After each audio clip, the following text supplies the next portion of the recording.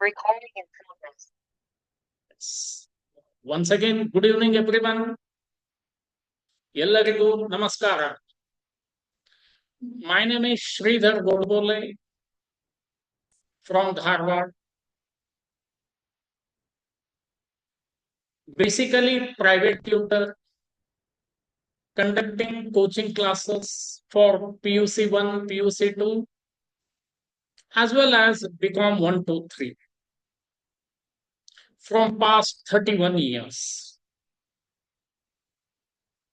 We have 3 branches. ಎರಡು branch ಧಾರವಾಡದಲ್ಲಿ ಇದೆ, ಒಂದು Navanagar. And along with me, my brother Gururaj Godbole, then 2 teaching faculties, Divakar Kulkarni, Chandrasekhar Amadi anta, and ibru non teaching idare, Umesh Hugi ಮತ್ತೆ Manjunath ಕೋಟಬಾಗಿಯ. So ಇದು ನಮ್ದು tuition background.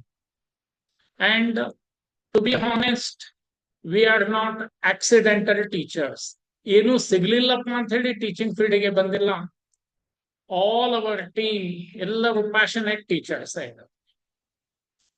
Along with that, I am having the franchisee of Bonanza Portfolio Limited. ಅಂದರೆ share market ಒಂದು franchise ಇದೆ in the name of Bonanza Portfolio Limited from past 13-14 years now. And share market is my passion. Now 12th batch, ಇವತ್ತಿನಿಂದ ಏನ್ ನಾನು ಶುರು ಮಾಡ್ತಾ ಇದ್ದೀನಿ, it is a 12th batch. Already I have covered 11 batches, and the speciality of our academy is that even first batch ಯಾರು join ಆಗಿದ್ರಲ್ಲ, even today we will allow them to join. ಇವತ್ತಿಗೂ ಸಹ ಅವರು ಜಾಯಿನ್ ಮಾಡಬಹುದು without any extra amount. That is the speciality. Revision, revision, revision. Because in each and every batch, something new I am going to teach. In each and every batch, that new thing ide irutte. Because even I am updating myself. I have taken training from more than 20 trainers from all over India by spending around 6 to 8 lakh rupees. Then realized that ಯಾಕೆ ನಾವು ಯಾಕೆ ಶುರು ಮಾಡಬಾರ್ದಂತ. So ಹೀಗಾಗಿ 3 ವರ್ಷದ ಹಿಂದೆ ಶುರು ಮಾಡಿದ batch. So 11 batch we have completed successfully, and now it is 12th. Okay, so I will welcome each and everyone, and try to be active in chat box. Chat box ದಲ್ಲಿ ಏನೇ ಕೇಳಿದ್ರು try to be active. Okay, so ಹಾಗಾದ್ರೆ ಈ course ದಲ್ಲಿ ಏನೇನಿದೆ, complete stock market from basic to advance. ಯಾರಿಗನೂ ಸಹ ನಾನು ಕಾಮರ್ಸ್ ಬ್ಯಾಕ್ ಗ್ರೌಂಡ್ ಇಲ್ಲ, ನೋ, ಅದು ಯಾವುದು ಕ್ರೈಟೇರಿಯಾ ಬೇಕಾಗೇ ಇಲ್ಲ. ಬಿಕಾಸ್ ಸ್ಟಾಕ್ ಮಾರ್ಕೆಟ್ ಅಂದ್ರೆ ದುಡ್ಡು ಗಳಿಸೋದು. ಸೊ ದುಡ್ಡು ಗಳಿಸ್ಲಿಕ್ಕೆ ಇಲ್ಲಿ ಕ್ರೈಟೇರಿಯಾ ಅಂದ್ರೆ ಒಂದೇ, ಡಿಸಿಪ್ಲಿನ್, ಒಂದು ಶಿಸ್ತದಿಂದ ಇದನ್ನ ಏನಾದ್ರೂ ಒಂದು ಬಿಸಿನೆಸ್ ಅಂತ ತಿಳಿದ್ಬಿಟ್ರೆ that you can easily earn money in that. Okay, so ನಂದು ಕೋರ್ಸ್ ಡ್ಯೂರೇಷನ್ ಮಿನಿಮಮ್ 35 ಸೆಷನ್ಸ್ ಇರುತ್ತೆ. ಮಂಡೇ ಟು ಥರ್ಸ್ಡೇ ನನ್ನ ಕ್ಲಾಸಸ್ ಇರುತ್ತೆ, ದಟ್ ಈಸ್ ಆನ್ಲೈನ್. ಈಗ ಹೇಗೆ ತಗೊಳ್ತಾ ಇದ್ದೇನೆ. ನಿಮಗೆ ಏನಾದರೂ ಡೌಟ್ ಇತ್ತಂದ್ರೆ ಬೈ ವೀಕೆಂಡ್, ಫ್ರೈಡೇ, ಸ್ಯಾಟರ್ಡೇ ಅದು ಬಂದು ಧಾರವಾಡದಲ್ಲಿ ನಂದು ಬ್ರಾಂಚ್ ಇದೆ ಶೇರ್ ಮಾರ್ಕೆಟ್ ಅದ್ದು, you can contact me face to face, no issue. But I will assure you, ಯಾವುದೇ ಡೌಟ್ ಬರಲಾರ್ದಾಗನೇ ಕಲಿಸಿ ಕೊಡ್ತೇನೆ. And very next day you will get the recording also. So ಹೀಗಾಗಿ ಡೌಟ್ ಬರೋ ಸಾಧ್ಯತೆ ತುಂಬಾ ಕಡಿಮೆ ಇರ್ತದೆ. ಸೊ ಈ 35 days ದಲ್ಲಿ I am going to teach technical analysis, ಅಂದ್ರೆ candlestick pattern, then price action, and ಎಲ್ಲದಕ್ಕಿಂತ ಮುಖ್ಯ option chain analysis. That is the major thing. Once option chain analysis ನಿಮಗೆ ಅರ್ಥ ಆಯ್ತಂದ್ರೆ You can easily read the chart also there. Okay. So these things that I'm going to cover, and some part of fundamental analysis, and finally around 7 to 8 live trading session. Yeah. These all are the course contents of that. And data reading also. And ನಿಮ್ಮ batch ತುಂಬಾನೇ lucky ಈ ಬ್ಯಾಚ್ಗೆ. I am going to teach one more new thing, that is the hedging strategy. Okay, that I will tell you what is that hedging ಅದೆಲ್ಲ. Okay, so this is the brief course ಬಗ್ಗೆ ನಾನು idea ಹೇಳಿ. Okay, so now please try to reply. ಎಷ್ಟು ಜನ stock market already trade ಮಾಡ್ತಾ ಇದ್ದೀರಾ? Trade ಮಾಡೋದಿತ್ತಂದ್ರೆ S trade ಅಂತ ಹೇಳಿ ಟೈಪ್ ಮಾಡಿ. ಯಾರ್ಯಾರು ಟ್ರೇಡ್ ಮಾಡ್ತಾ ಇದ್ದೀರಾ? Just I want to know, ಅಂದ್ರೆ ನನಗೆ ಅದರ ಪ್ರಕಾರ I want to continue that ಅಷ್ಟೇ. Okay, Lakshman, oh fantastic. Lakshman ಎಲ್ಲಿರೋದು ಇವಾಗ? ಟ್ರೇಡ್. ವಿಜಯ್ ಟ್ರೇಡ್ ಮಾಡ್ತಾ ಇದ್ದಾರೆ, ಸಂಗಾರೆಡ್ಡಿ ಟ್ರೇಡ್ ಮಾಡ್ತಾ ಇದ್ದಾರೆ, ಓಂಕಾರ ಟ್ರೇಡ್ ಮಾಡ್ತಾ ಇದ್ದಾರೆ. Okay, fine then. ಓಕೆ, ಅಂದ್ರೆ ಇವ್ರಿಸ್ಬಿಟ್ಟು ಉಳಿದವ್ರು ಟ್ರೇಡ್ ಮಾಡ್ತಾ ಇಲ್ಲ ಅಂತ ನಾನು ತಿಳ್ಕೊಂಡ್ಬಿಡುತ್ತೇನೆ. Okay, so though you are trading, ನೀವು ಟ್ರೇಡ್ ಮಾಡ್ತಾ ಇದ್ರು ಸಹ, okay, here I am going to start as if you don't know anything. Okay, as if you don't know anything. ಆ ಪ್ರಕಾರ that I want to continue. Okay, so ಯಾರ್ಯಾರು trade ಮಾಡ್ತಾ ಇದ್ದೀರಾ? Fantastic.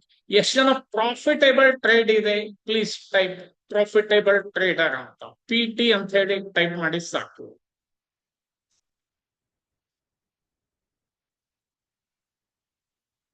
Very good, very good, and congratulation.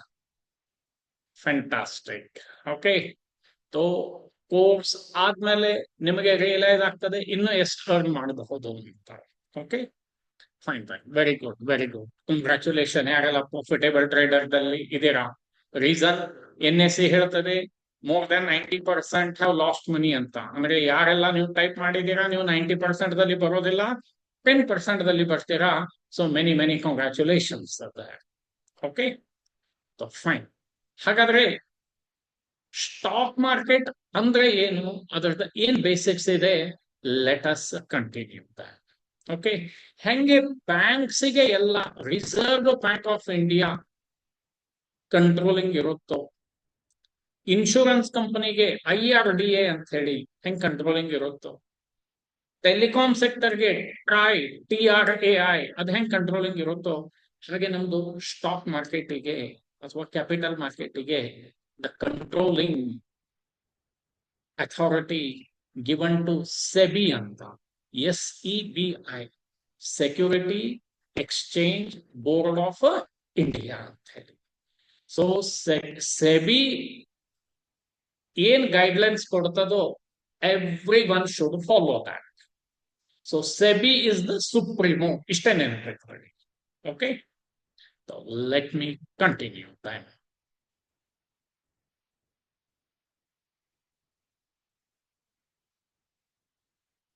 Please reply. My screen is visible. ನನ್ನ screen visible ಇದ್ರೆ please reply ಮಾಡಿ.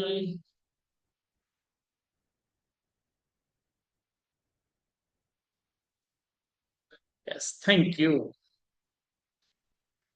Okay, so stock market ಯಾಕೆ ಬೇಕು ಅಲ್ಲಿಂದಾನೇ ನಾವು ಶುರು.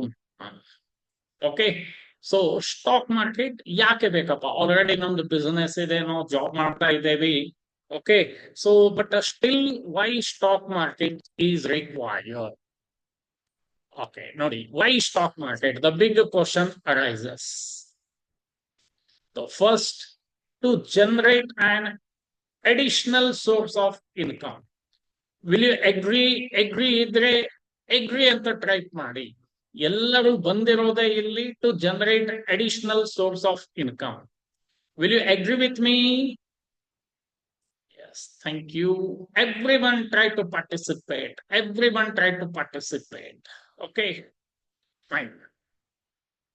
Then financing future needs like buying a home for children education, ಯಾರ್ದು marriage ಆಗಿಲ್ಲ ಅವ್ರಿಗೆ ಮ್ಯಾರೇಜ್ಗೋಸ್ಕರ, as well as retirement plan, ಇದಕ್ಕೇನು ವಿ ನೀಡ್ ಸ್ಟಾಕ್ ಮಾರ್ಕೆಟ್.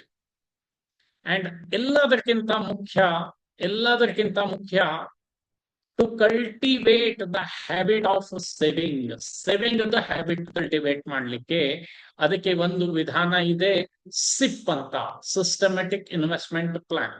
ಯಾರು ಸ್ಟಾಕ್ ಮಾರ್ಕೆಟ್ ನಿಂದ ದೂರ ಉಳಿಬೇಕಂತಾರೆ ಅವರಿಗೆ ಒಂದು ವಿಧಾನ ಮ್ಯೂಚುವಲ್ ಫಂಡ್ ಅಂತ ಇರುತ್ತೆ. Okay, then protecting the saving against inflation, ಇದೇ ನಮ್ದು ವೈರಿ ಇರೋ. ಬ್ಯಾಂಕ್ದಲ್ಲಿ 6% ರಿಂದ 7% ಇಂಟ್ರೆಸ್ಟ್ ಕೊಡ್ತಾರೆ. Gayatri, will you agree? Banker ಇದ್ದಾರೆ ಅವರು 6 to 7% for normal, and senior citizen ಇದ್ರೆ ಒಂದು 0.5% ಹೆಚ್ಚಿಗೆ ಇರ್ತದೆ. ಓಕೆ, ನಾವು ಪ್ಲೀಸ್ ನೋಡೋಣ. ಯಾರು ಹೇಳ್ತೀರಾ ನಿಮ್ದು ದುಡ್ಡು ಬ್ಯಾಂಕ್ದಲ್ಲಿ ಡಬಲ್ ಆಗ್ಬೇಕಿತ್ತಂದ್ರೆ, ಎಷ್ಟು ವರ್ಷ ಬೇಕಾಗ್ತದೆ? Please reply.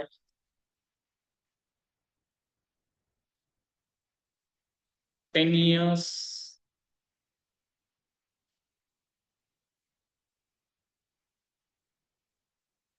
8 years.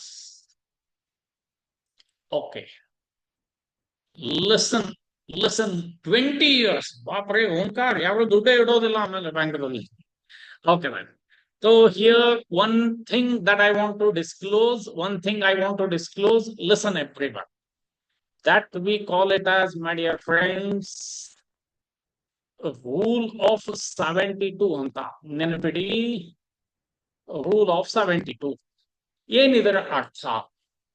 ಈಗ ನೋಡಿ, 72 ನಾನು ಏನ್ ಮಾಡ್ತೇನೆ, ವರ್ಷಕ್ಕೆ 6% ಪರ್ಸೆಂಟೇಜ್ಲೆ ಡಿವೈಡ್ ಮಾಡಿದ್ರೆ it takes 12 years.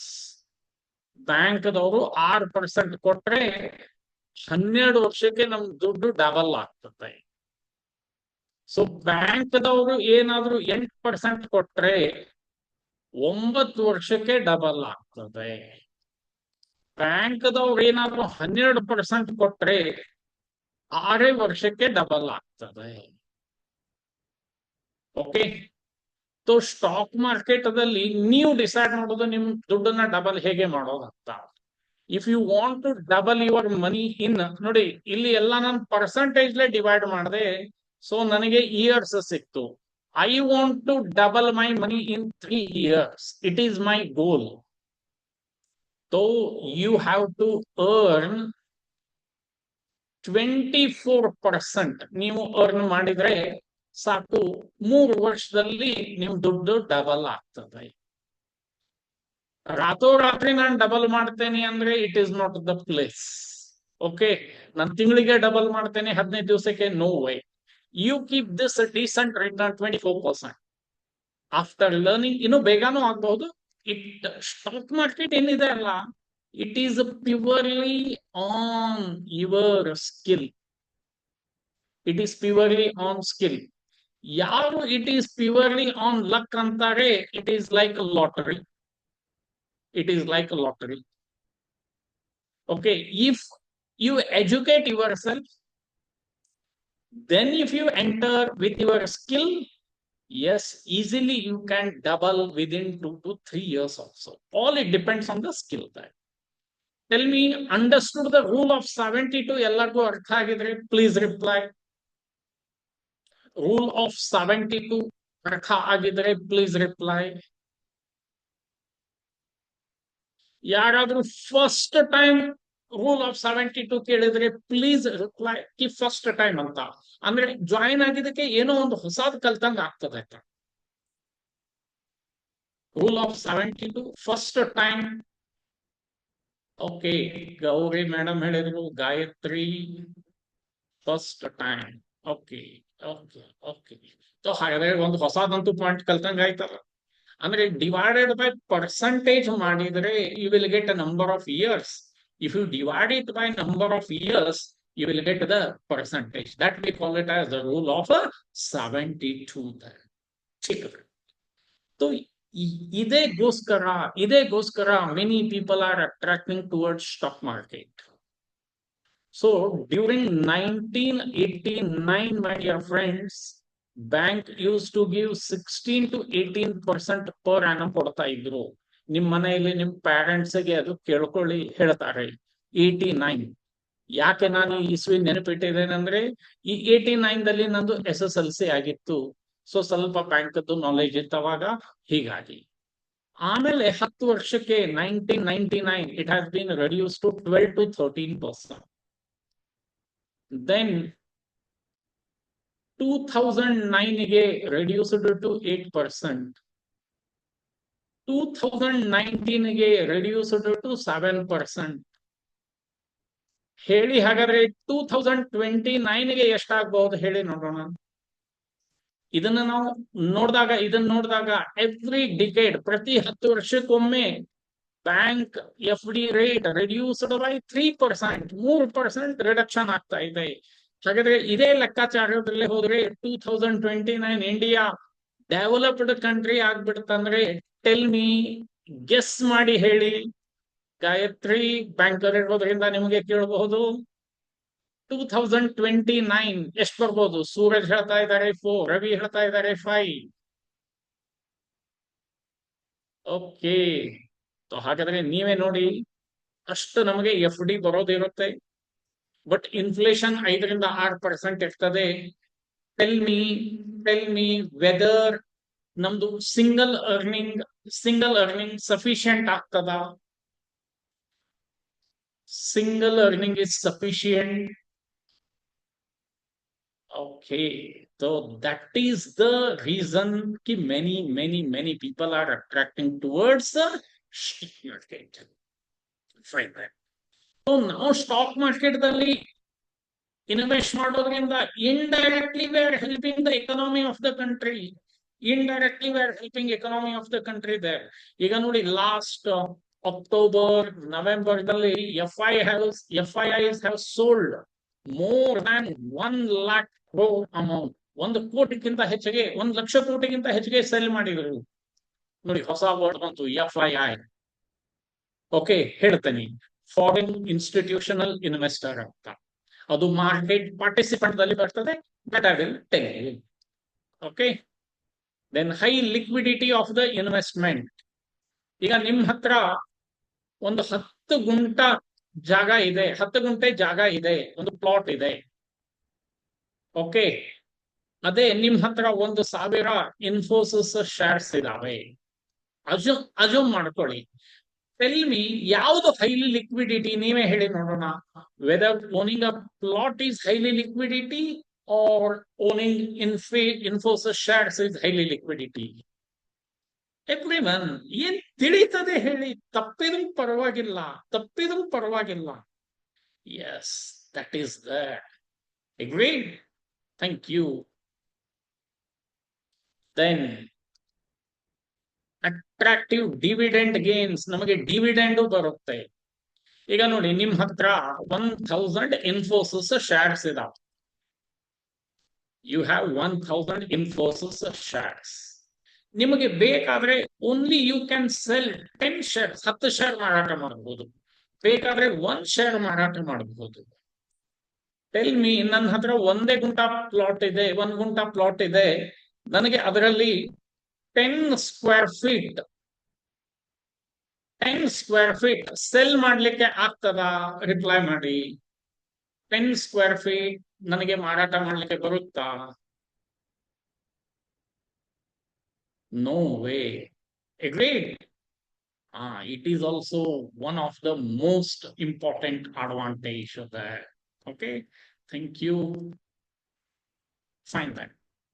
Then higher growth of investment growth saha irutte.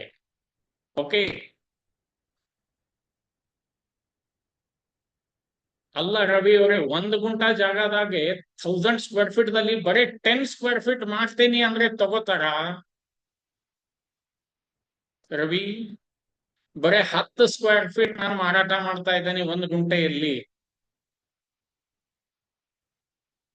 10 square feet ರೀ ರವಿ, 10 ಸ್ಕ್ವೇರ್ ಫೀಟು. 100 ಅಲ್ಲ ನಾನು ಹೇಳಿದ್ದು. Okay, fine fine. ಸೊ ಹಾಗಾದ್ರೆ ಸ್ಟಾಕ್ ಮಾರ್ಕೆಟ್ ಅಂದ್ರೆ ಏನು? Stock market is a meeting place where the shares of listed companies are bought or sold through the stock exchange. ನೋಡಿ, ಇಲ್ಲಿ word ಏನ್ ಬಂತು ಇದೆಲ್ಲ ಮುಂದೆ ಕಲಿಯೋಣ ಈ 4 ದಿವಸದಲ್ಲಿ. Okay, stock market is the place where shares of ಏನಂತ ಹೇಳಿದೆ, ಲಿಸ್ಟೆಡ್ ಕಂಪನೀಸ್. ನಾವು ಹೊಸ ವರ್ಡ್ ಬಂತು, ಲಿಸ್ಟೆಡ್ ಕಂಪನೀಸ್. ಇಂಡಿಯಾದಲ್ಲಿ 2 ಮೋಸ್ಟ್ ಇದಾವೆ. ಒಂದು NSE, ನ್ಯಾಷನಲ್ ಸ್ಟಾಕ್ ಎಕ್ಸ್ಚೇಂಜ್, ಇನ್ನೊಂದು ಬಾಂಬೆ ಸ್ಟಾಕ್ ಎಕ್ಸ್ಚೇಂಜ್. ಈ ಎರಡರಲ್ಲಿ you can list your company, ನಿಮ್ ಕಂಪನಿನ ನೀವು ಲಿಸ್ಟ್ ಮಾಡಬಹುದು. Okay, that will discuss that. So through ಏನಂತ ಹೇಳಿದೆ ನಾನು ನಿಮಗೆ, ಸ್ಟಾಕ್ ಎಕ್ಸ್ಚೇಂಜ್. ಹಾಗಾದ್ರೆ ಸ್ಟಾಕ್ ಎಕ್ಸ್ಚೇಂಜ್ ಅಂದ್ರೆ they are the mediate. Stock exchange is an entity that facilitates, ನೋಡಿ ಮತ್ತೊಂದು ಹೊಸ ವರ್ಡ್ ಬಂತು, trading in shares, currency, commodity, governed by, ಅಗಳೇನೆ ನಾನು ಹೇಳಿದೆ ನಿಮಗೆ, ಸೆಬಿ. ಸೆಬಿ ಅಂದ್ರೆ securities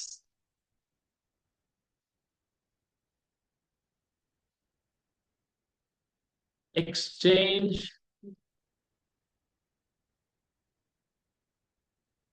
board of India.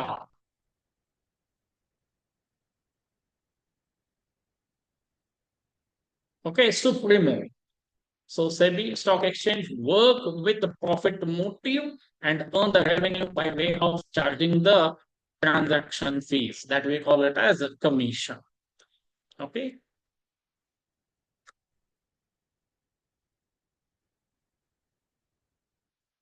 So ಹಾಗಾದ್ರೆ ಸ್ಟಾಕ್, ಶೇರ್, ಸ್ಕ್ರಿಪ್ಟ್ ಏನಾದ್ರೂ ಹೆಸರು ಇದೆ, ಏನಂತ ಹೇಳ್ತಾ ಇದ್ದೀನಿ.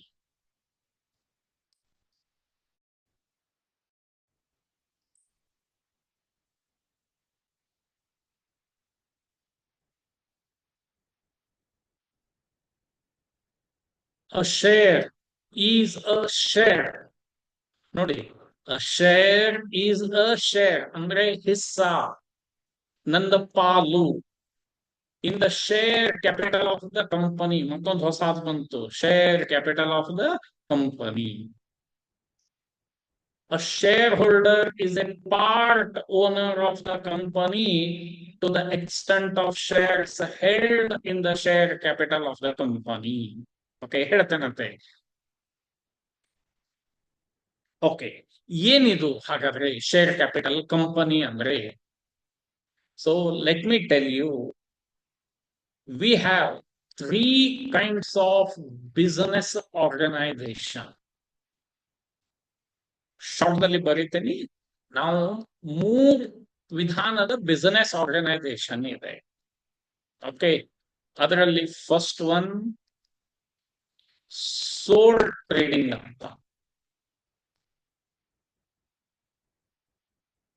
ಸೋಲ್ ಟ್ರೇಡಿಂಗ್ ಅಂದ್ರೆ ಇಂಡಿವಿಜುವಲ್, ಕೇವಲ ಒಂದು ವ್ಯಕ್ತಿ ಬಿಸಿನೆಸ್ ಅನ್ನ ಮಾಡೋದಕ್ಕೆ we call it as sole trading.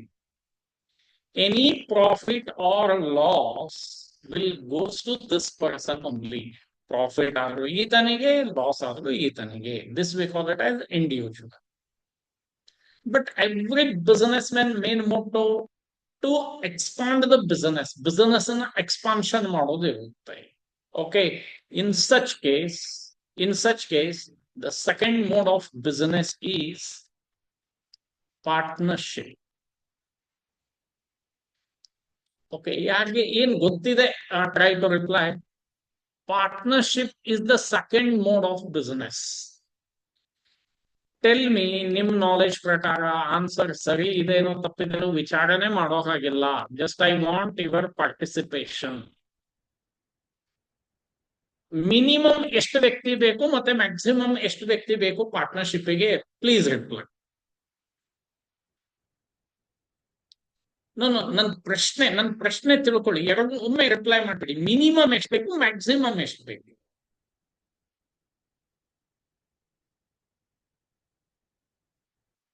Minimum 2. Ashok ಅವರು ಹೇಳ್ತಾ ಇದ್ದಾರೆ 2 to 20. ಫೈನ್. ಒಬ್ರು ಹೇಳಿದ್ರು ಮ್ಯಾಕ್ಸಿಮಮ್ ನೋ ಲಿಮಿಟ್. ಶ್ರೇಯಾ ಹೇಳಿದ್ರು 50. ಓಕೆ. ಗಾಯತ್ರಿ 10. ಓಕೆ. ಓಕೆ. ನೋಡಿ, ನಿಮ್ಗೆ ಏನೇನ್ ತಿಳಿತದೋ ಹೇಳಿ. Then I will. Now let me. So, my dear friends, listen. Minimum 2 persons are required. Okay, come ಸೆ ಕಮ್ ಇಬ್ರು ಬೇಕಾಗ್ತದೆ. Maximum is 50. ಓಕೆ. ನೀವು ಹಾಗೆ ಗವರ್ಮೆಂಟ್ ನಿಂದ ಪರ್ಮಿಷನ್ ತಗೊಂಡು 100 ಜನಗೆ ಮಾಡಬಹುದು, ಆ ಮಾತು ಬೇರೆ. Okay. But in general rules as per the partnership act of 1932, so minimum to maximum 50. ನೀವು ಜಗತ್ನಲ್ಲಿ ಯಾರಿಗಾದರೂ ಪಾರ್ಟ್ನರ್ ತಗೋಬಹುದು. You can take partner Amitabh ಬಚ್ಚನ್ಗೆ ತಗೊಳ್ಳಿ, ವಿರಾಟ್ ಕೊಹ್ಲಿಗೆ ತಗೊಳ್ಳಿ, ರೋಹಿತ್ ಶರ್ಮಾಗೆ ತಗೊಳ್ಳಿ, ಪ್ರಿಯಾಂಕಾ ಚೋಪ್ರಾಗೆ ತಗೊಳ್ಳಿ, ಯಾರಿಗೆ ಬೇಕಾದ್ರೂ. ಆದ್ರೆ ಅವ್ರು ಬರ್ಬೇಕಷ್ಟೇ. Okay. You can take any person as a partner on the face of this earth accept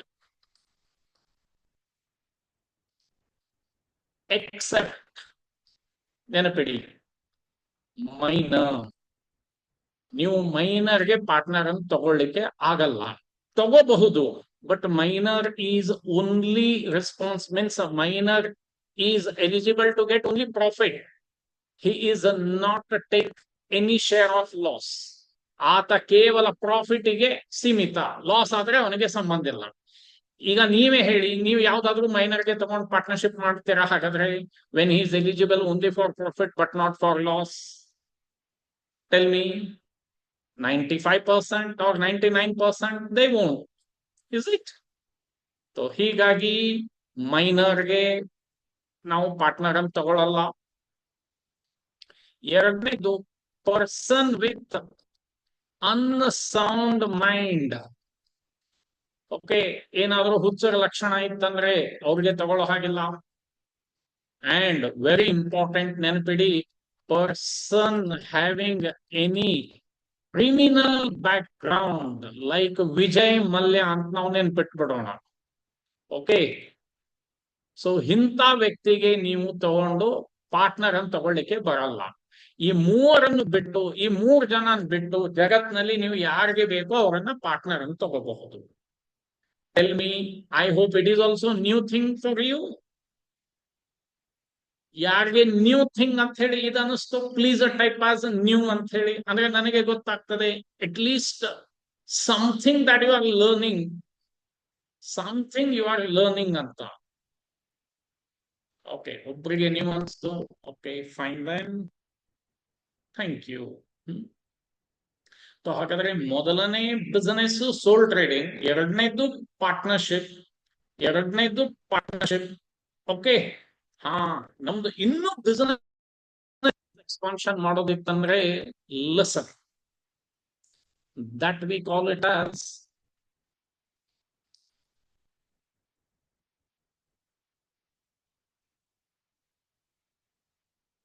joint stock company ಅಂತ.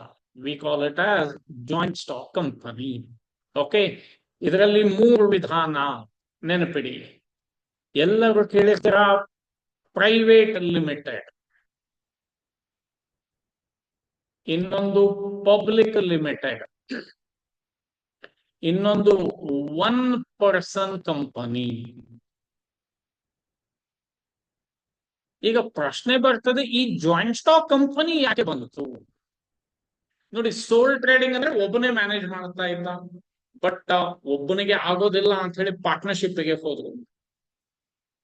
Partnership okay, but partnership, the main disadvantage I want to share with you, the disadvantage of partnership firm is unlimited liability. Now tell me, ಇದಕ್ಕೆ ಅರ್ಥ ಹೇಳ್ತೇನೆ ನೋಡಿ. ನೀವು ನಿಮ್ parents ಅಥವಾ ನಿಮ್ಮ well wishers ಎಲ್ಲಾನು ಕೇಳಿರ್ಬೇಕು. ಜೀವನದಲ್ಲಿ ಏನೇ ಮಾಡಪ್ಪ, ಆದ್ರೆ ಪಾರ್ಟ್ನರ್ಶಿಪ್ ದಂಧೆ ಮಾತ್ರ ಮಾಡಬೇಡ. ಟೆಲ್ ಮೀ, ಈ ಸ್ಟೇಟ್ಮೆಂಟ್ ಪ್ರತಿಯೊಬ್ಬರು ಮನೆಯಲ್ಲೂ ಹೇಳ್ತಾರೋ ಇಲ್ಲೋ, ಪ್ಲೀಸ್ ರಿಪ್ಲೈ. ಪ್ರತಿಯೊಬ್ರು ಮನೆಯಲ್ಲಿ ಏನ್ ಬೇಕಾದ್ ಮಾಡು, ಆದ್ರೆ ಪಾರ್ಟ್ನರ್ಶಿಪ್ ಬಿಸ್ನೆಸ್ ಮಾಡಬೇಡ ಅಂತ ಹೇಳಿ ಹೇಳ್ತಾರಲ್ಲ. ಹಾ, ದ ರೀಸನ್ ಯಾಕೆ ಹೇಳ್ತಾರೆ ಅದು ಗೊತ್ತಿರೋದಿಲ್ಲ ನಮಗೆ. The reason behind that is unlimited liability. ಏನಿದು ಅನ್ಲಿಮಿಟೆಡ್ ಲಯಬಿಲಿಟಿ ಅಂದ್ರೆ, ಲಿಸನ್, ಈಗ 3 ಜನ ಪಾರ್ಟ್ನರ್ ಇರ್ತಾರೆ. XYZ, ನಾವ್ ಯಾವ್ದು ಹೆಸರು ತಗೊಳ್ಳೋದು ಬೇಡ, XYZ ಇರ್ತಾರೆ. ಝಡ್ 1-2 ಕೋಟಿ ಸಾಲ ಮಾಡಿ ಊರ್ ಬಿಟ್ಟು ಓಡಿ ಹೋಗ್ಬಿಡ್ತಾನೆ. ಅವಾಗ ಆ 2 ಕೋಟಿ ಸಾಲ ಬಿಸ್ನೆಸ್ ಮೇಲೆ ಏನ್ ಮಾಡಿರ್ತಾನಲ್ಲ, ಅದನ್ನ XY ತೀರಿಸ್ಬೇಕಾಗ್ತದೆ. So that we call it as, my dear friends, unlimited liability. Okay, so ಈ ಡಿಸ್ಅಡ್ವಾಂಟೇಜ್ ನಿಂದಾನೇ ಜಾಯಿಂಟ್ ಸ್ಟಾಕ್ ಕಂಪನಿ ಉದ್ಭವ ಆಯ್ತು. ಓಕೆ, ಅದರಲ್ಲಿ ಪ್ರೈವೇಟ್ ಕಂಪನಿ, ಪಬ್ಲಿಕ್ 1%. ಬಟ್ ನಾವೆಲ್ಲ ಕಲಿಯೋದು, ನಾವೆಲ್ಲ ಇಲ್ಲಿ ಡಿಸ್ಕಸ್ ಮಾಡೋದು ಪಬ್ಲಿಕ್ ಲಿಮಿಟೆಡ್. Okay, fine. ಹಾಗಾದ್ರೆ ಈ ಪಬ್ಲಿಕ್ ಲಿಮಿಟೆಡ್ ದಲ್ಲಿ ಯಾರ ಕಂಪನಿ ಫಾರ್ಮ್ ಮಾಡಿರ್ತಾರೋ ಅವರಿಗೆ ನಾವು ಪ್ರಮೋಟರ್ಸ್ ಅಂತ ಕರೀತೇವೆ. ಅಸ್ಯೂಮ್ ದಟ್ ಒಂದು 2 ಕೋಟಿ ರೂಪಾಯಿ ಹಾಕಿ ಒಂದು ಕಂಪನಿ ಶುರು ಮಾಡಿದ್ದಾರೆ. ಒಂದು 4 ಜನ ಪ್ರಮೋಟರ್ಸ್ ಇದ್ದಾರೆ. They have started one company by investing ₹2 crores there. Okay, and they want to expand the business. ಒಂದು 100 ಸ್ಟೋರ್ಸ್ ಓಪನ್. ಈಗ ಬರೀ ಒಂದು 2 ಸ್ಟೋರ್ ಇದೆ ಅವ್ರದ್ದು. Okay, will take the example of, ಎಲ್ಲರಿಗೂ ಗೊತ್ತಿರೋದೇ ತಗೊಂಡ್ಬಿಡ್ತೀನಿ. Tell me, have you heard the name DMart ಅಂತ ಕೇಳಿದೀರಾ?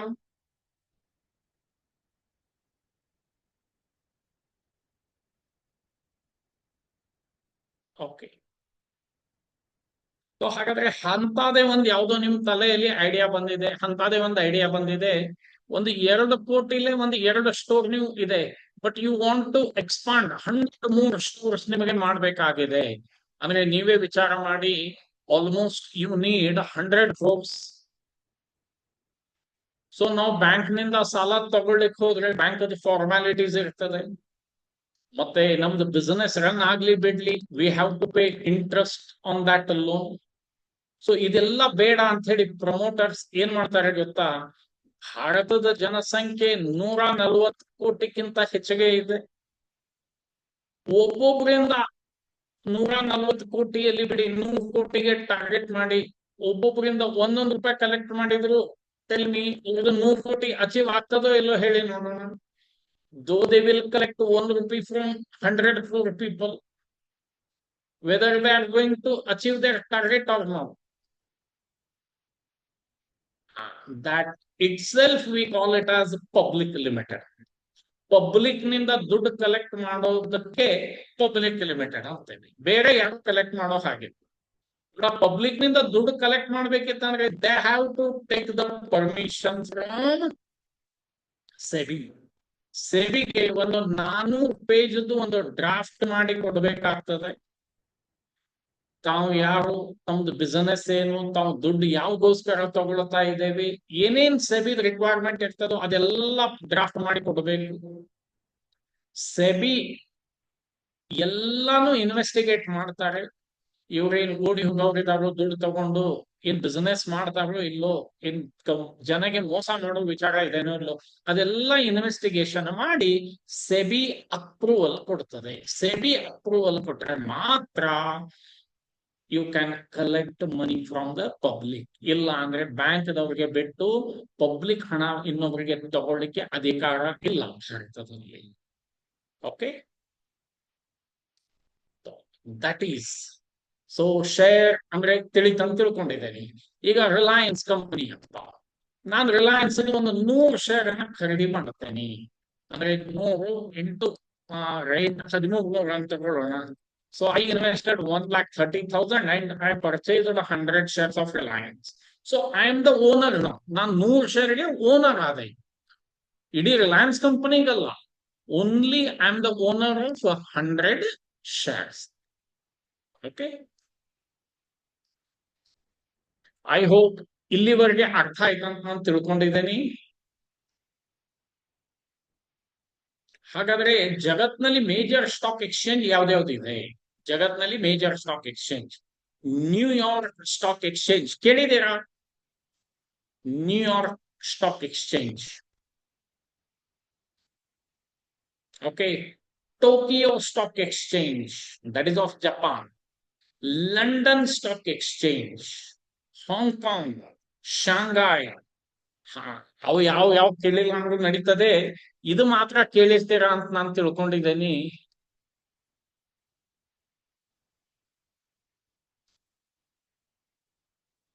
Tell me, have you heard Bombay Stock Exchange, BSE, National Stock Exchange as NSE? NSE.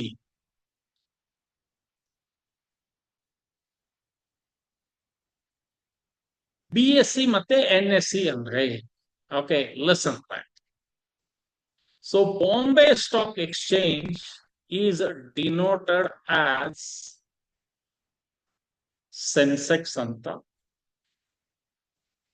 National Stock Exchange is denoted as Nifty. ಹೇಳಿ, ನಾನು Nifty ಅಂದಾಗ 50 ಅಂತ ಏನಾದ್ರು ಕೇಳಿಸ್ತದ?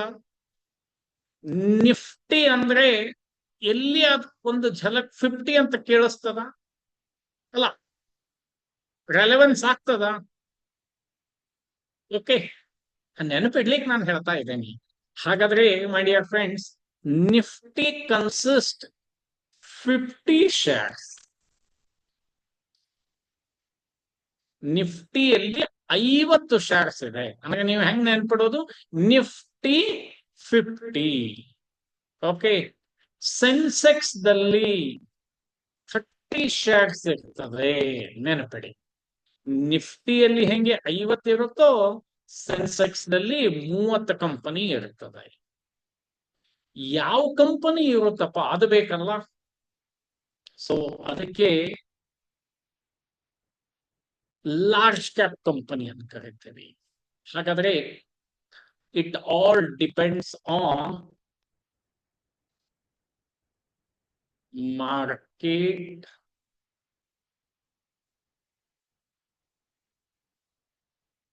Capitalisation. Market capitalisation ಅಂದ್ರೆ number of shares outstanding in the market multiplied with current market price. Number of shares outstanding in the market multiplied with current market price. We call it as market capitalization. Okay. If market capitalization, it may be up to 5,000 crores in between 5,000 to 20,000 crores ಇರಬಹುದು, or it may be more than 20,000 crores. So up to 5,000 crores, please remember, we call it as small cap company. 5 to 20 ಇತ್ತಂದ್ರೆ mid cap company, and about 20 ಇತ್ತಂದ್ರೆ we call it as large cap. ಮತ್ತೊಮ್ಮೆ ಹೇಳ್ತಾ ಇದ್ದೀನಿ, 5,000 ಕೋಟಿವರೆಗೆ market capitalisation ಇತ್ತಂದ್ರೆ small cap ಅಂತ ಕರಿತೇವಿ. 5,000ದಿಂದ ಹಿಡಿದು 20,000 ಕೋಟಿ ತನ, ಕೋಟಿ ಲೆಕ್ಕ ಇದೆಲ್ಲ ಇತ್ತಂದ್ರೆ ಮಿಡ್ ಕ್ಯಾಪ್ ಅಂತ ಕರಿತೇವಿ. ಸೊ ಮಾರ್ಕೆಟ್ ಕ್ಯಾಪಿಟಲೈಸೇಷನ್ 20,000 ಕೋಟಿ ದಾಟಿತ್ತಂದ್ರೆ we call it as large cap. ಹಾಗಾದ್ರೆ ಎಲ್ಲ ಲಾರ್ಜ್ ಕ್ಯಾಪ್ ದಲ್ಲಿ ಮತ್ತೆ ಬ್ಲೂ ಚಿಪ್ ಅಂತ ಬರ್ತದೆ. ಅದು ಯಾವ್ದು 50 ಅದೆಲ್ಲ ಹೇಳ್ತಾರೆ. ಸೊ ಅವೆಲ್ಲ ಈ ಮೀನ್ಸ್ BSE ಮತ್ತೆ NSE ಅಲ್ಲಿ ಲಿಸ್ಟ್ ಆಗ್ತದೆ. ಆಮೇಲೆ ಇನ್ಕ್ಲೂಡ್ ಮಾಡ್ತಾರೆ. ಈ NSE ಅಲ್ಲಿ 50 ಕಂಪನಿ, BSE ಅಲ್ಲಿ 30 ಕಂಪನಿ, ಆಲ್ಮೋಸ್ಟ್ ಸೇಮ್ ಇರ್ತದೆ. And all are belonging to large cap. Tell me understood? ಇಲ್ಲಿವರೆಗೆ ಅರ್ಥ ಆಯ್ತಾ? Small cap, mid cap, large cap.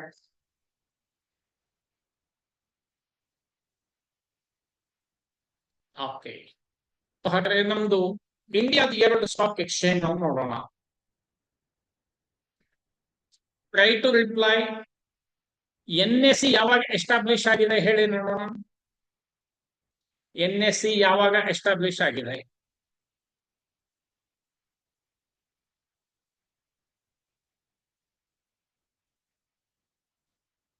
ಯಾವ ಇಯರ್ದಲ್ಲಿ? ಇಲ್ಲೇ ಇದೆ ನೋಡಿ, ಇಯರ್ ಆಫ್ ಎಸ್ಟಾಬ್ಲಿಷ್ಮೆಂಟ್ 1992. ಎಕ್ಸಾಕ್ಟ್ಲಿ ಕಾಣಿಸ್ತಾ ಇದೆ ಇಲ್ಲಿ. ಯಾಕೆ NSE ಎಸ್ಟಾಬ್ಲಿಷ್ ಆಯ್ತು ಒಂದು ಹಾಗೆ ಹೇಳಿರ್ತೇನೆ ನಾನು ನಿಮಗೆ. Have you heard Harshad Mehta scam ಅಂತ ಕೇಳಿದೀರಾ? ಹರ್ಷದ್ ಮೆಹ್ತಾ ಸ್ಕ್ಯಾಮ್ ಅಂತ ಹೇಳಿ. ಅದೆಲ್ಲ ಸ್ಕ್ಯಾಮ್ ಆದ್ಮೇಲೆನೆ NSE ಫಾರ್ಮೇಶನ್ ಆಯ್ತು. ಓಕೆ, ಒಂದು ನೆನಪಿಡ್ಲಿಕ್ಕೆ ಹಂಗೆ ಹೇಳ್ತೇನೆ ನಾನು ಅಷ್ಟೇ. Ranking: NSE is the 11th biggest stock exchange in the world. BSE is the 10th. ನೋಡಿ, BSE ಯಾವಾಗ ಎಸ್ಟಾಬ್ಲಿಷ್ ಆಗಿದೆ?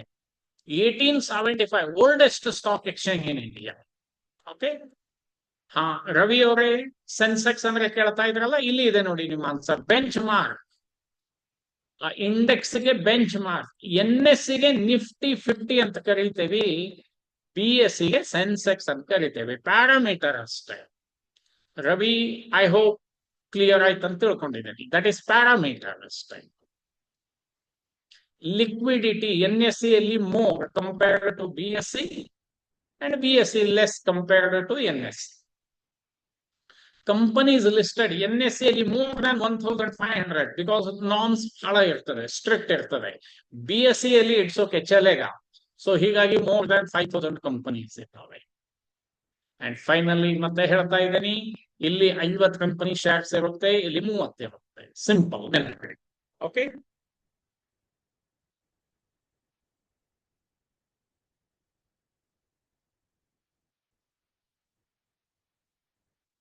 ಸೊ ಐ ಹೋಪ್ ಇಷ್ಟು ಅರ್ಥ ಆಯ್ತಾ?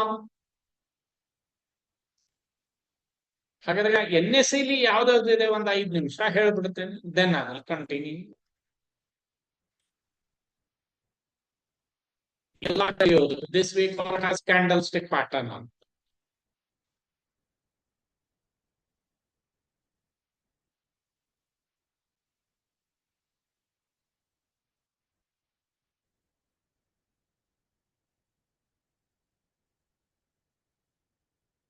Yes. Please tell me my screen is visible to each and everyone. ಎಲ್ಲರಿಗೂ screen visible ಇದ್ರೆ please reply. Ashok ಅವರೇ ಹೇಳ್ತೇನೆ, ಅದಕ್ಕೆ ಇದನ್ನ ತೆಗೆದಿದ್ದೇನೆ.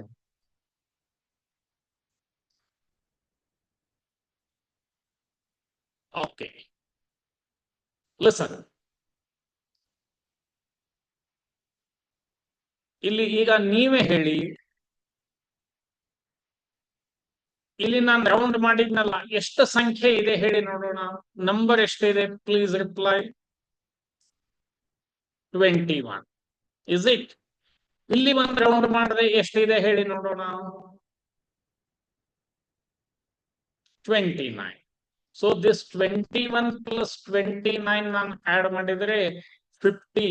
ಈ 50ಗೆ ನಾವು ನಿಫ್ಟಿ 50 ಅಂತ ಕರೀತೇವೆ. ನಿಫ್ಟಿ 50. ಓಕೆ. ಸೊ ಹಾಗಾದ್ರೆ ಲೀಡಿಂಗ್ 50 ಕಂಪನಿ ಯಾವ ಇದಾವಲ್ಲ, ಅದೆಲ್ಲ ಇಲ್ಲಿ ಸೇರಿರುತ್ತೆ. ನಾವು ಒಂದು ಪಾಯಿಂಟ್ ಹೇಳ್ತೇನೆ, ತಿಳಿತದೋ ಇಲ್ಲೋ ಗೊತ್ತಿಲ್ಲ, but over A period of time ನಿಮಗೆ ಅರ್ಥ ಆಗ್ತದೆ. Listen everyone, listen. Please reply everyone. ಇಲ್ಲಿ ಫಸ್ಟ್ ಕಂಪನಿ ಹೆಸರು ಯಾವ್ದಿದೆ ಹೇಳಿ ನೋಡೋಣ. HDFC ಬ್ಯಾಂಕ್ ಕಾಣಿಸ್ತಾ ಇದೆ ಎಲ್ಲರಿಗೆ? HDFC ಬ್ಯಾಂಕ್ ಕಾಣಿಸ್ತಾ ಇದೆ?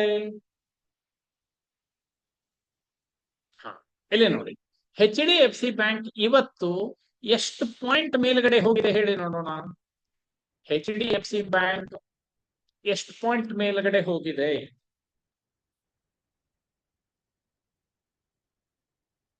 ಅಲ್ಲ, ಪಾಯಿಂಟ್ ಹೇಳಿ, ನಾನು ಇಲ್ಲಿ ಮಾರ್ಕ್ ಮಾಡಿದ್ದೇನೆ. ನಾನು 14 ರೂಪಾಯಿ ಮೇಲೆ ಹೋಗಿದೆ. 14 ರೂಪಾಯಿ ಮೇಲೆ ಹೋಗಿದೆ. ಈ 14 ರೂಪಾಯಿ ಮೇಲೆ ಹೋಗಿದ್ದಕ್ಕೆ ನೋಡಿ, ಇಲ್ಲಿ ನಿಫ್ಟಿ 21 ಪಾಸಿಟಿವ್ ಇದಾವೆ. ಈ 70 ಪಾಯಿಂಟ್ ಬರೀ ಈ 14 ರೂಪಾಯಿ ಹೋಗಿದ್ದಕ್ಕೆ HDFC ಬ್ಯಾಂಕ್ 14 ರೂಪಾಯಿ ಹೋಗಿದ್ದಕ್ಕೆ ನಿಫ್ಟಿನ 24 ಪಾಯಿಂಟ್ ತಗೊಂಡು ಹೋಗ್ಬಿಡ್ತು ಮೇಲೆ. L&T ನೋಡಿ 80 ಪಾಯಿಂಟ್ ಮೇಲೆ ಹೋಗಿದೆ, ಬಟ್ ನಿಫ್ಟಿನ 21 ಪಾಯಿಂಟ್ ಮೇಲೆ ಹೋಯ್ತು. ಕೊಟ್ಯಾಕ್ ಬ್ಯಾಂಕ್ 9 ರೂಪಾಯಿ ಹೋಗಿದೆ, ಸೊ ನಿಫ್ಟಿನ ಬರೀ 3 ಪಾಯಿಂಟ್ ಮೇಲೆ ತಗೊಂಡು ಹೋಯ್ತು. ಟಾಟಾ ಸ್ಟೀಲ್ ₹1.59 ₹2.98 ಮೀನ್ಸ್ ಅಷ್ಟ್ ಮೇಲೆ ತಗೊಂಡ್ಬಿಟ್ಟು. ಇವೆಲ್ಲ ಮುಂದೆ ಕಲಿತೀವಿ. This we call it as weightage.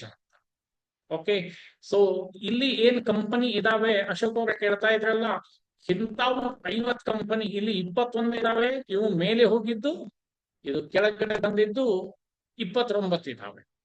Okay, ಇವು ಯಾವ ಕಂಪನಿ ಅಂದ್ರೆ ಆಲ್ ಆರ್ ಲಾರ್ಜ್ ಕ್ಯಾಪ್. ಮತ್ತೊಮ್ಮೆ ಹೇಳ್ತೇನೆ, ಲಾರ್ಜ್ ಕ್ಯಾಪ್ ಅಂದ್ರೆ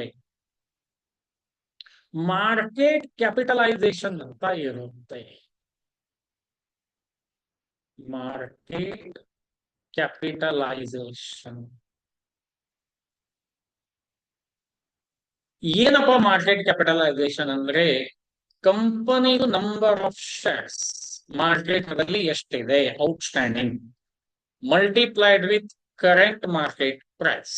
okay, so current market price ವಿಪ್ರೋನೆ ತಗೊಳ್ಳೋಣ. ವಿಪ್ರೋದು ₹303.75 ಇದೆ. That we call it as current market price. ಇದನ್ನ ವಿಪ್ರೋದು ಎಷ್ಟು ಶೇರ್ಸ್ ಇದಾವೆ ಮಲ್ಟಿಪ್ಲೈ ಮಾಡ್ತೇವೆ. ಹೀಗೆ ಮಲ್ಟಿಪ್ಲೈ ಮಾಡಿದಾಗ ರಿಸಲ್ಟ್ ಏನ್ ಬರುತ್ತೆ ನೋಡ್ಬೇಕು.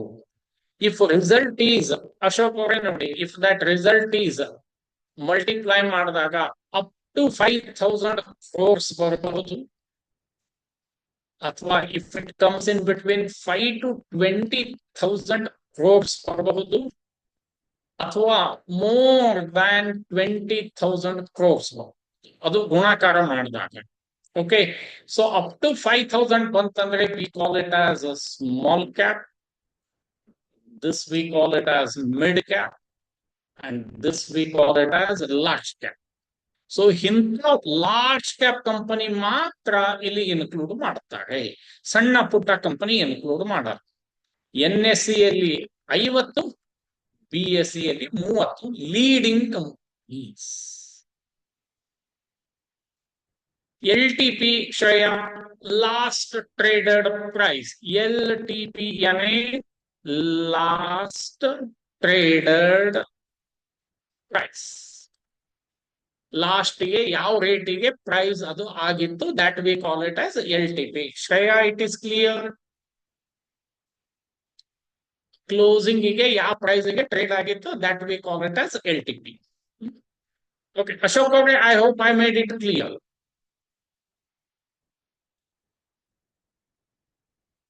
ಓಕೆ, ನಿಫ್ಟಿ ಯಾವ್ಯಾವ ಕಂಪನಿ ಇದಾವ ಅಂತ ತಿಳಿತು. ಇದರಾಗಿಂದ 30 ಕಂಪನಿ ಸೆನ್ಸೆಕ್ಸ್ ದಲ್ಲೆಲ್ಲ ಇರ್ತದೆ. ಇಷ್ಟ ನಾನೇನ್ ಹೇಳಿದೆ, ಇದರಲ್ಲಿ ಯಾರಿಗಾದ್ರೂ ಡೌಟ್ ಇತ್ತಂದ್ರೆ ಪ್ಲೀಸ್ ಹ್ಯಾಂಡ್ ರೈಸ್ ಮಾಡಿ, ಸೊ ದಟ್ ಅವ್ರಿಗೆ ಅನ್ಮ್ಯೂಟ್ ಮಾಡ್ತೀನಿ. You can communicate. ಅಲ್ಲಿ ಹ್ಯಾಂಡ್ ರೈಸ್ ಆಪ್ಷನ್ ಇರುತ್ತೆ ನೋಡಿ.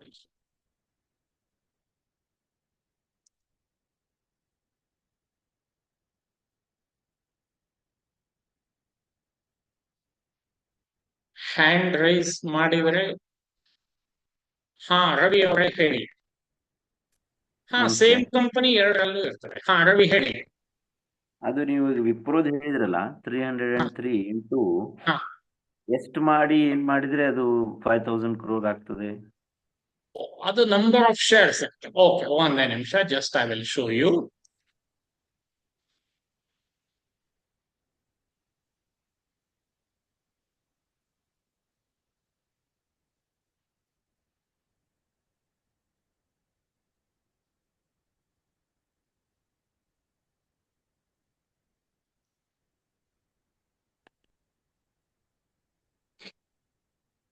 ವಿಪ್ರೋ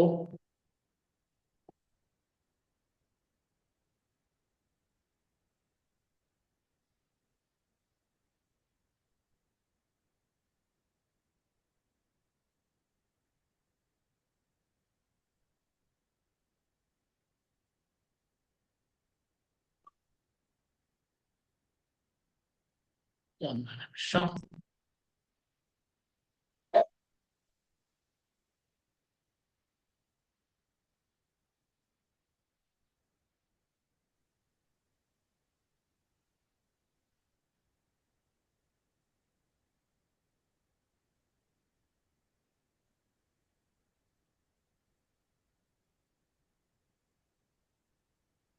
ಓಕೆ, ನೀವು ಯಾವ್ದು ವಿಪ್ರೋ ಹೇಳ್ತಾ ಇದ್ವಲ್ಲ ರವಿ ಅವ್ರೆ? ವಿಪ್ರೋ. ಓಕೆ, ಇಲ್ಲಿ ತೋರಿಸ್ತೇನೆ ನೋಡಿ ಇವಾಗ. ವಿಪ್ರೋ.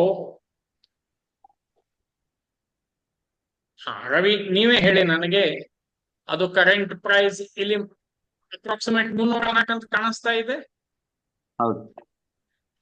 ಹೇಳಿ, ಮಾರ್ಕೆಟ್ ಕ್ಯಾಪಿಟಲೈಸೇಷನ್ ಎಷ್ಟಿದೆ ಹೇಳಿ ನೋಡಿ ಇಲ್ಲಿ.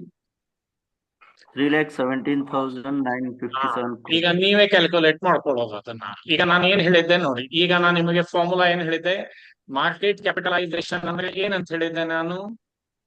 Number of shares outstanding multiplied with ಏನಂತ ಹೇಳಿದ್ದೆ? Current market price. ಹೌದಾ?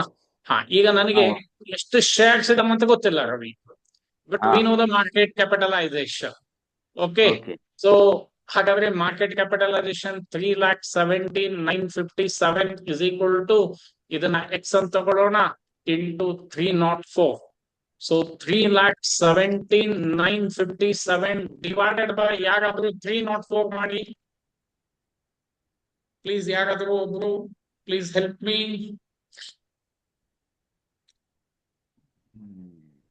Market capitalization anna, if you divide it by current market price, you will get the number of shares.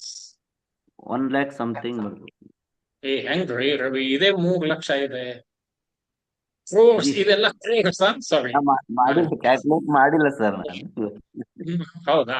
Okay 1,000. Okay okay okay, ಆರಾಮ್ ಮಾಡಿ. ಯಾರು 1045.9 ಬರ್ತದೆ. So 1046 ಅಂತ ತಗೊಳ್ಳೋಣ. 1046 crores shares ಇದಾವ್ ನೋಡಿ ರವಿ. ಅದು ಓಕೆ, ಗೊತ್ತಾಯ್ತಾ? ಕ್ರೋರ್ಸ್. ಓಕೆ, ಒಂದಲ್ಲ, 1,046 ಕೋಟಿ ಶೇರ್ಸ್ ಇದಾವೆ ವಿಪ್ರೋ. ಓಕೆ, ನೀವು ವಿಪ್ರೋ ಕಂಪನಿ ಖರೀದಿ ಮಾಡ್ಬೇಕಿತ್ತಂದ್ರೆ, ಯಾರಾದ್ರೂ ನಿಮ್ಮಲ್ಲಿ ಖರೀದಿ ವಿಪ್ರೋ ಕಂಪನಿ ಮಾಡ್ಬೇಕಿತ್ತಂದ್ರೆ ಪ್ರೇಮ್ಜಿಗೆ ಇಷ್ಟೇ ದುಡ್ಡು ಕೊಡ್ಬೇಕು ನೋಡಿ. ಎಷ್ಟು ಕೊಡ್ಬೇಕು ಹೇಳಿ ರವಿ? 3,17,000 crores. ಓಕೆ, 3,17,957 ಕೋಟಿ ನೀವು ಏನಾದ್ರು ಅಜೀಮ್ ಪ್ರೇಮ್ಜಿ ಕೊಟ್ರೆ ವಿಪ್ರೋ ಕಂಪನಿ ನಿಮಗೆ ಬರೋದು ಕೊಡ್ತಾರೆ. ಅಲ್ಲ ಸರ್, ಇನ್ನೊಂದು ಡೌಟ್ ಇದೆ. ಹೇಳಿ. ಟಾಪ್ 50 ಕಂಪನೀಸ್ ಅನ್ನು ಹೇಳಿದ್ರಲ್ಲ, ಇದು NSE ಒಳಗೆ, ಅದು ಅವ್ರದ್ದೆಲ್ಲ ಹಿಂಗ ನೀವು ಲಾರ್ಜ್ ಸ್ಕೇಲ್ ಇರ್ತಾವ ಅಂತ ಹೇಳಿದ್ರಲ್ಲ, ಸೊ ಹಂಗಾಗಿ 20,000 ಮೇಲೆ ಇರ್ತದೆ ಅಂತ. ಅದು ಸೆಲೆಕ್ಟ್ ಮಾಡೋ ಸೆಬಿ ಮಾಡ್ತಾರೆ. ಬರೀ ಮಾರ್ಕೆಟ್ ಕ್ಯಾಪಿಟಲೈಸೇಷನ್ ಇದ್ರೆ ಇಲ್ಲ, ಕಂಪನಿ ಗ್ರೋತ್ ಚೆನ್ನಾಗಿದೆನೋ ಇಲ್ಲೋ, ಸಾಲ ಕಡಿಮೆ ಇದೆನೋ ಇಲ್ಲೋ, ಅದೆಲ್ಲ ಸೆಬಿ ಚೆಕ್ ಮಾಡಿ ಅದು ಟಾಪ್ 50 ಕಂಪನಿ ಮಾತ್ರ ಅಲ್ಲಿ. Okay, many criterias. ಕೆಲವೊಂದು ಇನ್ಕ್ಲೂಡ್ ಮಾಡ್ತಾರೆ, ಕೆಲವೊಂದು ಡಿಲೀಟ್ಮೆಂಟ್ಸ್ ಎಕ್ಸ್ಕ್ಲೂಡ್ ಮಾಡಿ. Okay okay, thank you. Okay, Ashok ಅವರೇ ಹೇಳಿ.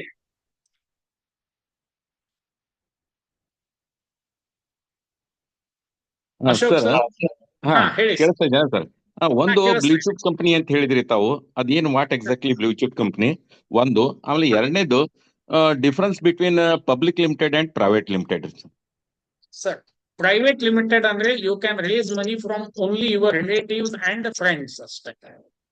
ಓಕೆ ಓಕೆ ಓಕೆ, ನೀವು ಜನರಲ್ ಪಬ್ಲಿಕ್ ನಿಂದ ದುಡ್ಡು ತಗೊಳ್ಳಿಕ್ಕೇನೆ ಬರೋದಿಲ್ಲ ಅಶೋಕ್.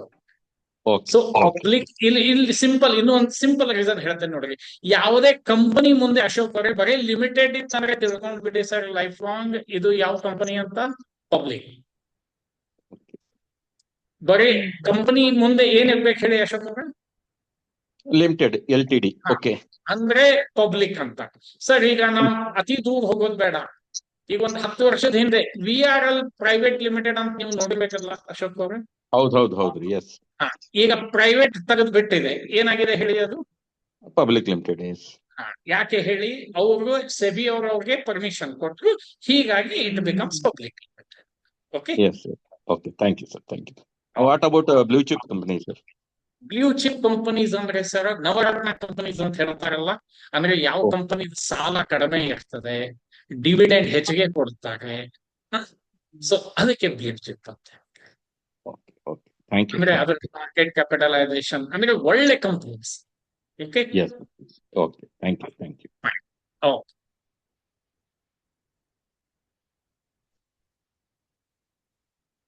ಪೆನ್ನಿ ಶೇರ್ಸ್ ನಾನು ಹೇಳೋದೇ ಇಲ್ಲ. ಮತ್ತೆ ಯಾರಿಗೆ ಏನ್ ಡೌಟ್ ಇದೆ ಪ್ಲೀಸ್ ಹ್ಯಾಂಡ್ ರೈಸ್ ಮಾಡಿ, ಪ್ಲೀಸ್ ಹ್ಯಾಂಡ್ ರೈಸ್ ಮಾಡಿ.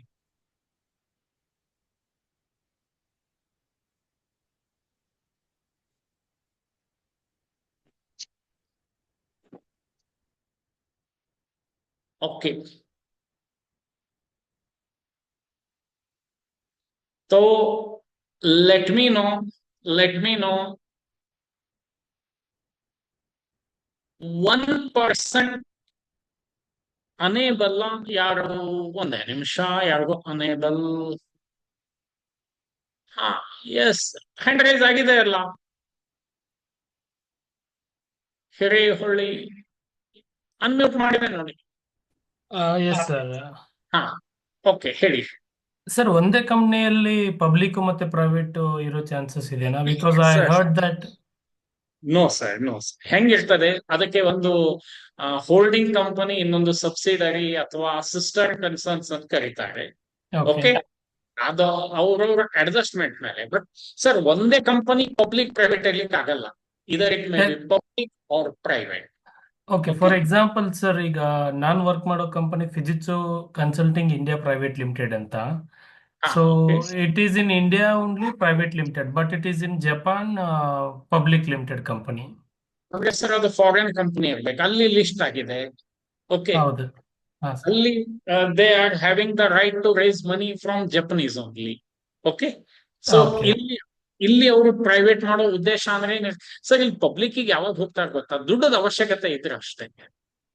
Okay sir. ಓಕೆ. ಈಗ ಜಪನೀಸ್ ದಲ್ಲಿ ನಿಮಗೆ ವರ್ಷಕ್ಕೆ 2% ಆಗತ್ತೆ ಸಾಲ ಸಿಗ್ತದಲ್ಲ sir. Yes sir, correct. Is it, ಹಿಂಗಾಗಿ ಇದ್ ಮಾಡೋದು. ಆಮೇಲೆ ಇನ್ನೂ ಹೆಂಗ್ ಮಾಡ್ತಾರೆ ಹೇಳ್ತೇನೆ ನಿಮಗೆ. ಇಂಡಿಯಾ ಅಲ್ಲಿಂದ ಸಾಲ ತಗೊಂಡು ಬಂದು ಇಂಡಿಯಾದಲ್ಲಿ ಹೂಡಿಕೆ ಮಾಡೋ ಬದ್ಲಿ ಬರೀ ಬ್ಯಾಂಕ್ದಾಗ ಇಟ್ಟರು 6% ಸಿಗ್ತದೋ ಇಲ್ಲ sir. Correct sir.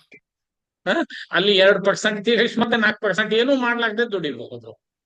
S, it's true. Okay, okay sir, thank you.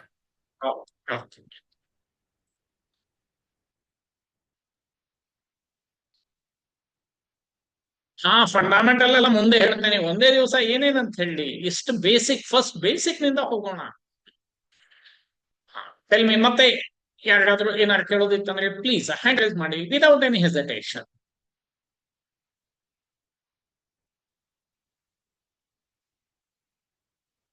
So ಹಾಗಾದ್ರೆ ನಾಳಿನ ಸೆಷನ್ ದಲ್ಲಿ ಪ್ರೈಮರಿ ಮಾರ್ಕೆಟ್ ಅಂದ್ರೆ ಏನು, ಸೆಕೆಂಡರಿ ಮಾರ್ಕೆಟ್ ಅಂದ್ರೆ ಏನು, ಓಕೆ, ಸೊ ಡಿಮ್ಯಾಟ್ ಅಂದ್ರೆ ಏನು, those things that I will discuss. And slowly I will teach you technical analysis, ಇದು ಕ್ಯಾಂಡಲ್ ಸ್ಟಿಕ್ ಹೆಂಗೆ ಅಂತ. ಹಾ, ಮ್ಯೂಚುವಲ್ ಫಂಡ್ಗೆ NAV ಅಂತ ಕರೀತೇವೆ, ನೆಟ್ ಅಸೆಟ್ ವ್ಯಾಲ್ಯೂ ಅಂತ. ಮ್ಯೂಚುವಲ್ ಫಂಡ್ದವರು one or other way they have to invest in share market ದಲ್ಲೇ ಮಾಡ್ಬೇಕಲ್ಲ. ಓಕೆ, ಸೊ ಇಲ್ಲಿಂದಾನೇ ರಿಟರ್ನ್ ಮಾಡ್ತೀವಿ. ಇಲ್ಲಿ ನಾವು ಶೇರ್ ಪ್ರೈಸ್ ಅಂತ ಕರಿತೀವಿ, ಅಲ್ಲಿ NAV ನೆಟ್ ಅಸೆಟ್ ವ್ಯಾಲ್ಯೂ ಅಂತ ಕರೀತಾರೆ.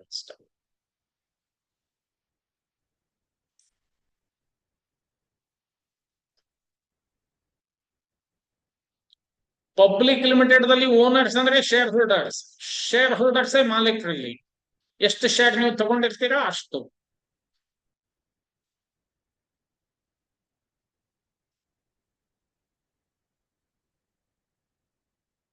ಓಕೆ, ಸೊ ಮತ್ತೆ ಯಾರಿಗೂ ಏನಾದ್ರು ಡೌಟ್ ಇತ್ತಂದ್ರೆ ಇನ್ನೊಂದ್ 2 ನಿಮಿಷ ಟೈಮ್ ಕೊಡ್ತೀನಿ. If not will end up today's session. Tell me, ಯಾರೆಲ್ಲ ಫಸ್ಟ್ ಟೈಮ್ ಜಾಯ್ನ್ ಆಗಿದ್ದೀರಾ? ರಾತ್ರಿ 1 ಗಂಟೆ ಮೀನ್ಸ್ 9:30 ಇಂದ 10:30 ಏನ್ ಜಾಯ್ನ್ ಆಗಿದ್ದೀರಾ? ವೆದರ್ ವರ್ತ್ ಅನಿಸ್ತೋ ಏನು ವೇಸ್ಟ್ ಆಯ್ತೋ ಏನ್ ತಿಳಿತದೆ ಟೈಪ್ ಮಾಡಿ ಹೇಳಿ. Worth attending the session or waste of time, no issue that.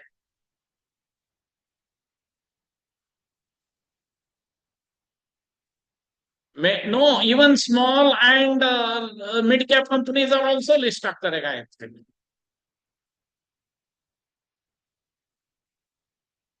Worth attending. Thank you. Thank you. Lakshman, thank you.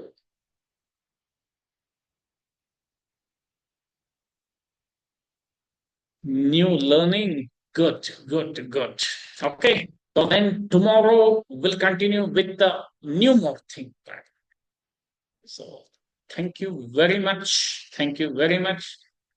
Tomorrow again you will get the link at 9:30 only. Sharp at 9:30 we'll get the link back.